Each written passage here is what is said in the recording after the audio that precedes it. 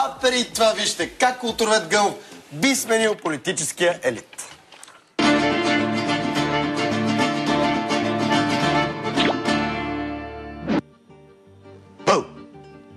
Изплаших ли, бе? Няма, бе, майтап да става, спокойно, бе. А така, питайте сега. Трябва ли да се смени политическия елит на България? Вижте, политическия елит не може да се смени тук така. Това да не е кружка или тапет. Той има и тапети между тях. И на мен ми харесва политическия ни елит, ама не става така, моите хора. Как ще им кажете да напуснат? Как? Ти, примерно, дето ме гледаш там, как ще кажеш напусни? Те не могат да напуснат. Някои от тях са толкова дебели, че не могат да излязат през вратата. Добре, да предположим хипотетично, че се смене политическия елит. И повече няма политици, трябва да го заменим с някакъв друг вид елит. Взимаме, например, целият поп-фолк елит и го слагаме начало на държавата да ни управлява. Че хубаво, а? И така ли, политиката да не е квантова физика. Политиката не е наука, а изкуство. Ото Бисмарк.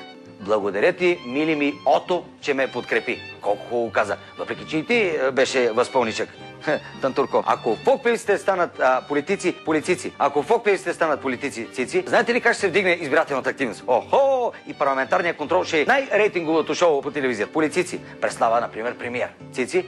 Чудесно. Срещу нея в опозиция са Джина Стоева и Тони Стораро. Искат да я свалят. Той искам да я сваля. Ама, както е. И те крещят опозицията. Ръцете горе! Да гласуваме вот на недоверие! А Преслава им отговаря: не ви чувам! Веселин Маринов президент. Прекрасно. И на Нова година застава пред трикольора, държи едно пламенно слово. Обичам ви.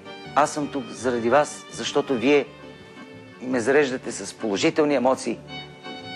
И затова аз съм емоционален човек, темпераментен и аз без вас не мога. Вижте, има и други варианти. Можем да сменим политически елит с футболния елит. Да сменим Симеон Сакскобургготски с Димитър Пенев. Ето, заменяме дедо с Чичо. Те и без това говорят в един и същи стил. Пенев ще каже така: сметам, че с новите мерки, дето сме ги взели с Гошо министъра, ще успеем да си върнем лиценза за Европата и ще се класираме за зоната, дето.